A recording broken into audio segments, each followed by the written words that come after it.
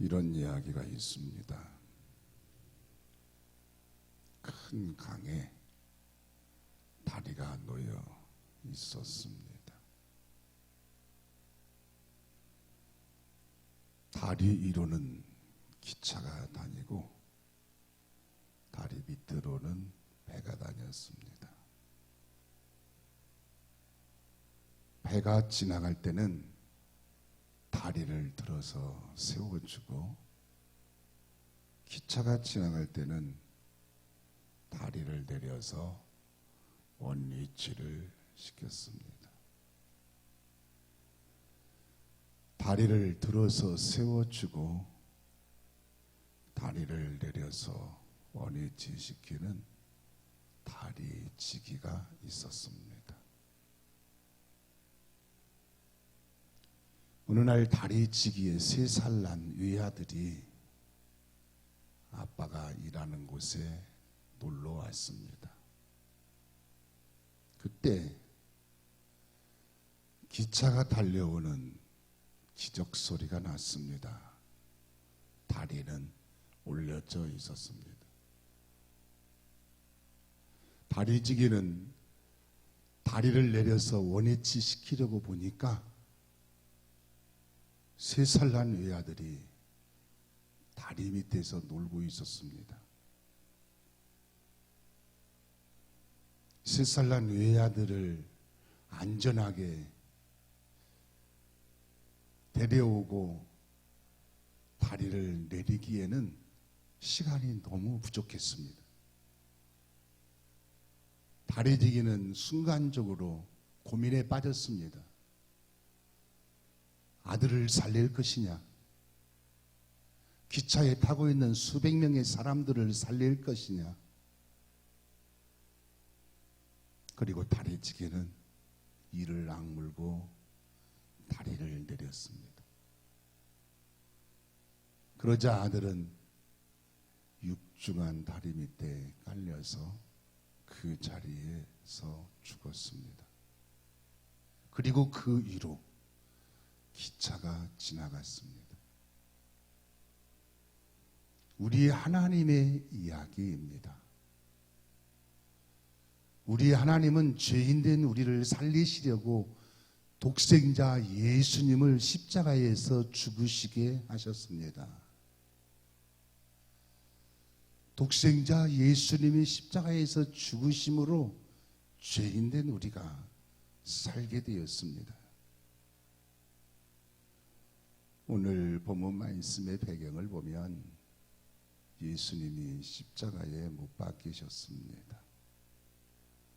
그리고 오늘 본문 말씀에 와서 보면 예수님이 십자가에서 죽으시는 모습을 볼 수 있습니다.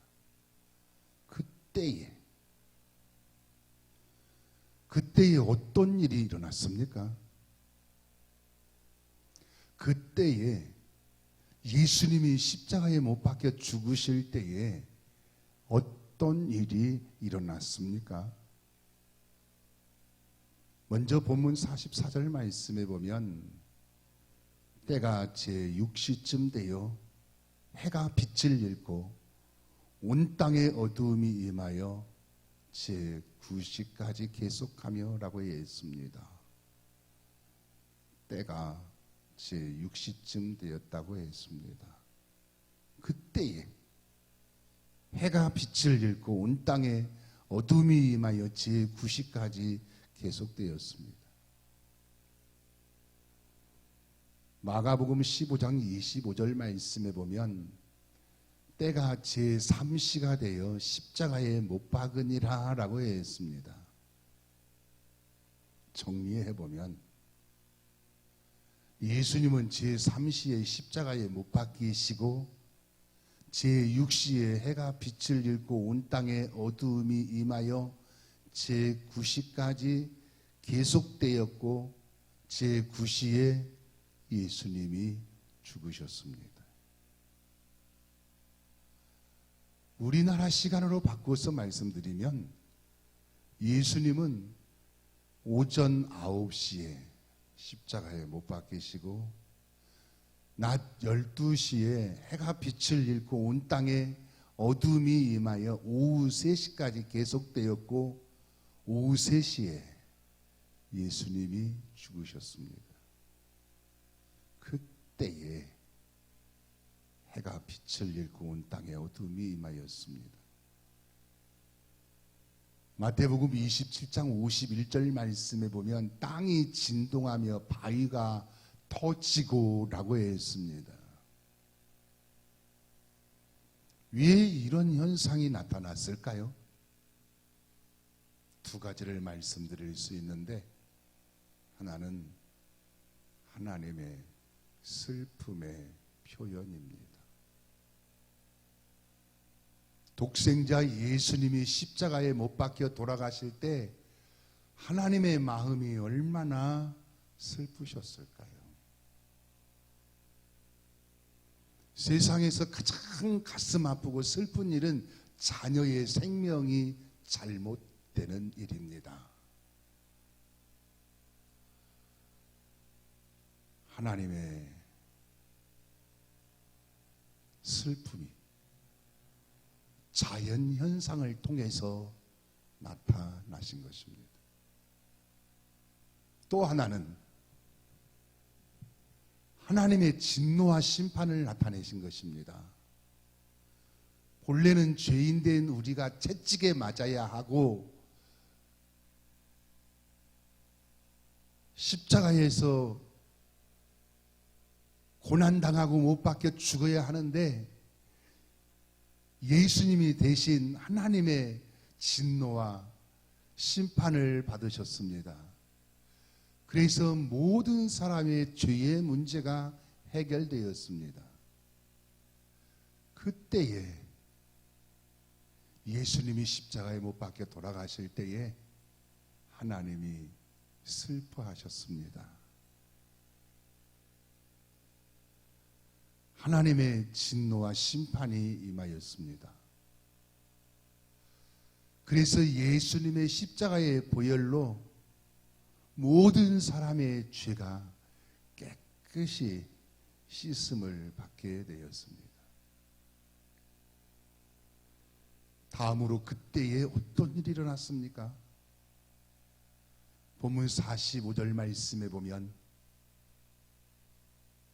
성소의 휘장이 한가운데가 찢어지더라 라고 했습니다. 마태복음 27장 51절 말씀에 보면 이에 성소 휘장이 위로부터 아래까지 찢어져 둘이 되고 라고 했습니다. 그때에 예수님이 십자가에 못 박혀 돌아가실 때에 성소의 휘장이 위로부터 아래로 한가운데가 찢어져 둘이 되었습니다. 휘장은 지성소와 성소를 가로막고 있었습니다. 그래서 인간이 지성소에 계시는 하나님 앞에 나아갈 수가 없었습니다. 휘장은 높이가 10m이고 폭이 20m이고 두께가 10cm였다고 합니다. 주석가 할데만에 의하면 황소 2마리가 양쪽에서 끌어당겨도 찢어지지 않을 만큼 휘장이 단단했다고 합니다.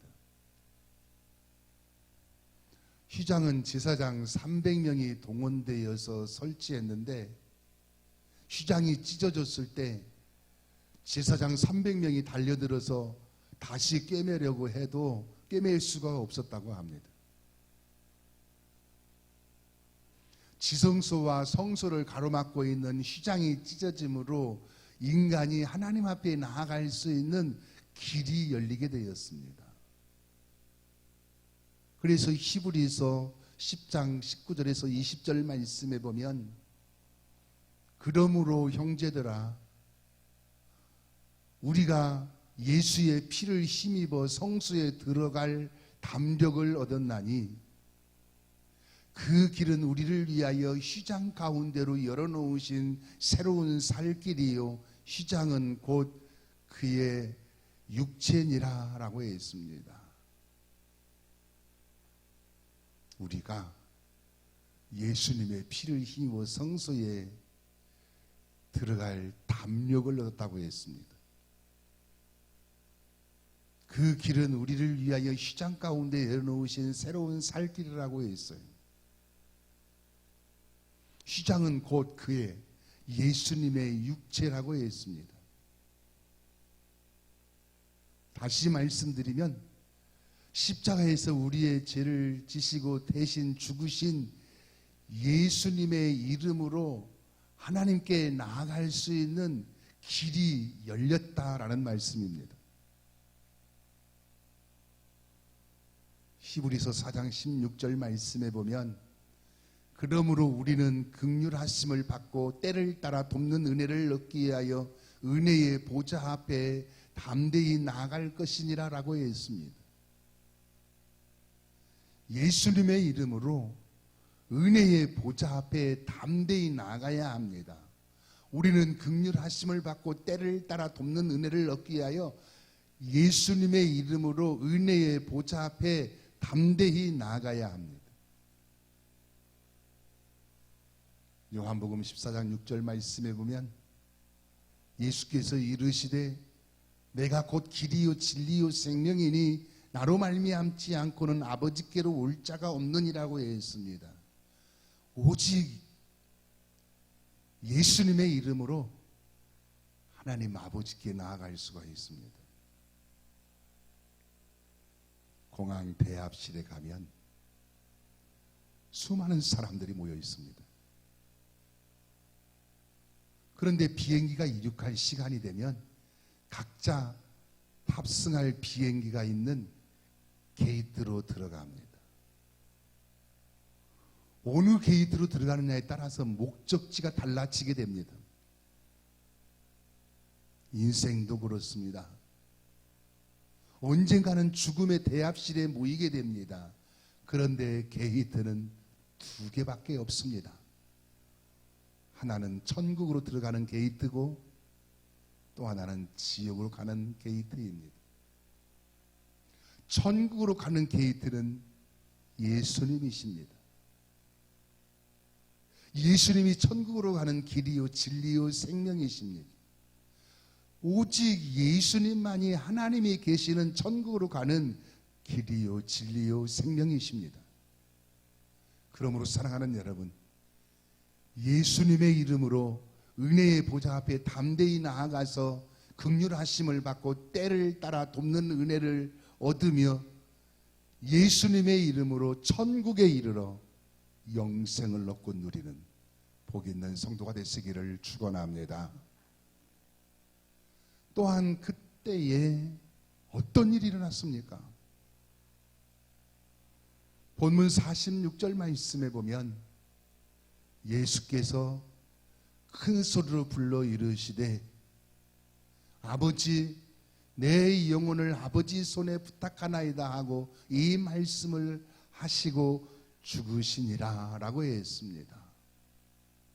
이 말씀을 보면 예수님께서 큰 소리로 아버지 내 영혼을 아버지 손에 부탁하나이다 하고 죽으셨습니다. 예수님은 영혼을 아버지 손에 부탁하셨습니다. 여기서 부탁하나이다 라는 말씀은 맡기신다는 말씀이에요. 예수님을 영혼을 아버지 손에 맡기셨습니다. 예수님은 생명을 아버지 손에 맡기신 것입니다. 예수님께서 겟세마네 동산에서 기도하실 때 이렇게 기도를 하셨습니다. 내 아버지여, 만일 할만하시거든 이 잔을 내게서 지나가게 하옵소서. 그러나 내 원대로 하지 마옵시고 아버지의 원대로 하옵소서 하고 기도하셨습니다. 예수님은 아버지께 맡기셨습니다. 예수님은 생명을 아버지께 맡기셨습니다. 스데반도 그랬습니다. 스데반이 돌에 맞아 순교를 당할 때 주 예수여 내 영혼을 받으시옵소서 하고 영혼을 주님께 맡기었습니다. 예수님의 제자 안드레는 X자형 십자가에 달려 순교를 당하면서 이렇게 말했다고 합니다. 아, 그리운 십자가 마침내 포옹하노라. 주여 영원한 아버지의 집에 나를 들여 주옵소서. 이제는 당신 안에서 편히 쉬리이다 하고 영혼을 주님께 맡겼다고 합니다. 한국 초대교회의 길선주 목사님은 임종을 하시면서 하늘나라에서 전보가 와서 나는 이제 가봐야겠소이다 하고 말을 했다는 것입니다. 믿음의 사람들은 모두가 영혼을 하나님께 맡기었습니다. 우리 교회에 안타까운 일이 있습니다. 우리 교회 집사님 중에 한 분이 오랫동안 암으로 투병 생활을 하시다가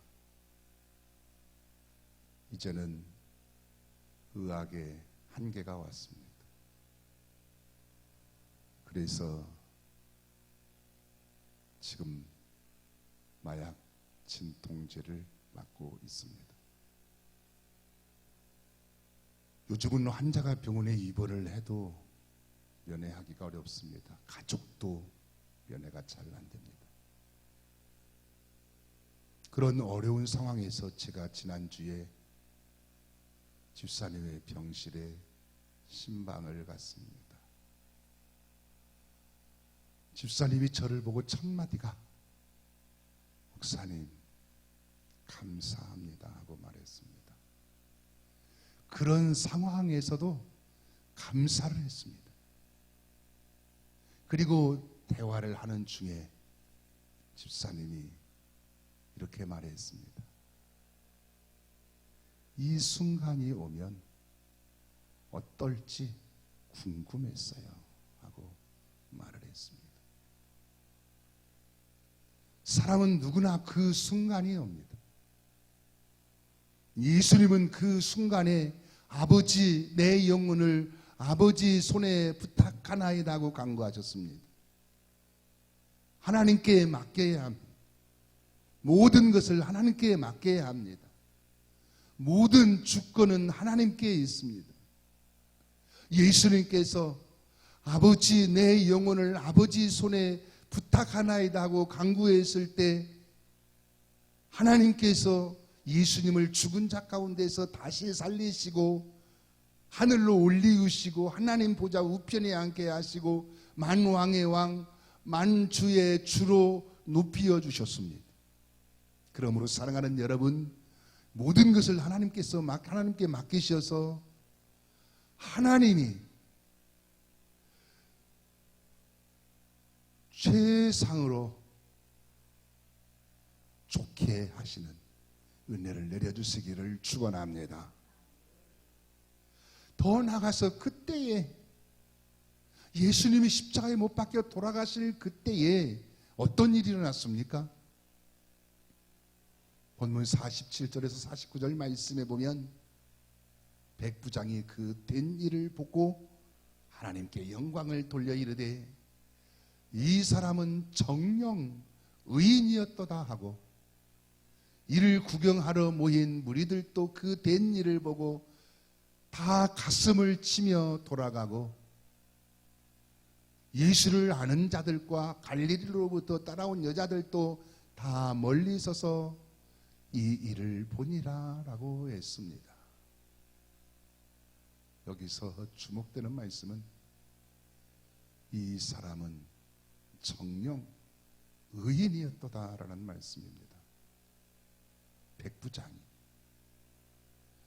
십자가 처형을 집행한 백부장이 예수님의 십자가의 죽으심을 보고 이 사람은 정녕 의인이었도다 하고 고백을 한 것입니다.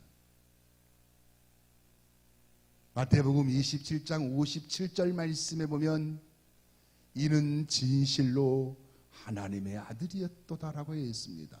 백부장이 예수님의 십자가의 죽으심을 보고 이는 진실로 하나님의 아들이었도다 하고 고백을 한 것입니다. 전승에 의하면 그 백부장은 그 후에 예수님을 믿고 예수님의 제자가 되어 예수님의 복음을 전파하면서 사는 충성스러운 예수님의 사람이 되었다고 합니다. 예수님은 의인이십니다. 예수님은 하나님의 아들이십니다. 의인이시 하나님의 아들이신 예수님이 우리를 대신하여 십자가에 죽으심으로 우리가 하나님께 나아갈 수 있는 길을 활짝 열어주셨습니다.